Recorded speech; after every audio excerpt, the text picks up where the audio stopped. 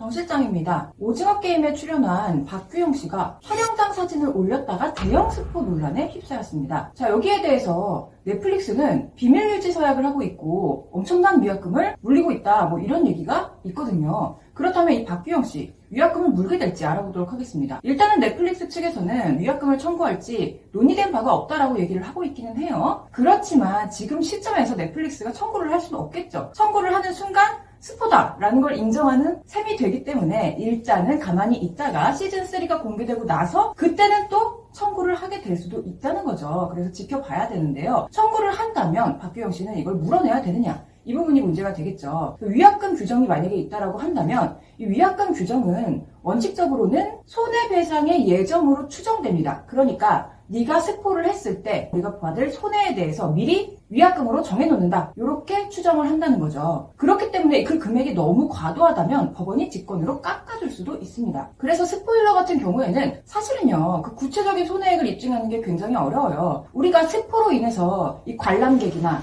또는 시청자가 얼마나 떨어져 나갔는지 이걸 정확하게 측정할 수 있을까요? 이게 어렵기 때문에 실제로 발생한 손해에 비해서 손해액은 확 줄어들 가능성이 큽니다. 그리고 더군다나 이 사건 같은 경우에는 사실은 박규영 씨가 이런 일을 해서 오히려 시청률이 올라갈 가능성도 있어 보이거든요. 왜냐하면 실제 내용을 그대로 다 스포를 한 게 아니고 사진만 올렸을 뿐인데 과연 반전이 무엇이냐 이거에 대해서 오히려 추측이 오가면서 많은 분들이 오히려 관심을 많이 가져주시고 시즌3를 보고 싶어하는 분들이 더 많아지는 것 같거든요. 그렇기 때문에 오히려 노이즈 마케팅 효과까지 있다라고 계산을 하게 된다면 실제 손해액을 측정하는 것은 더욱더 난감하게 되겠죠. 오히려 손해액이 발생하지 않았다라고 해서 손해배상 청구 자체가 기각될 가능성도 있다고 보입니다. 자, 어떤 분들은 이렇게 스포를 하는 행위가 형사처벌도 될 수 있다 이렇게 얘기를 하시는데요. 이거 같은 경우에는 과거 무도에서 어떤 변호사님께서 출연하셔서 스포를 하면 업무방해죄로 처벌될 수 있다 이런 말씀을 하셨더라고요. 이게 완전히 틀린 말은 아닙니다. 만약에 허위사실 유포라든지 위계 이런 것들과 함께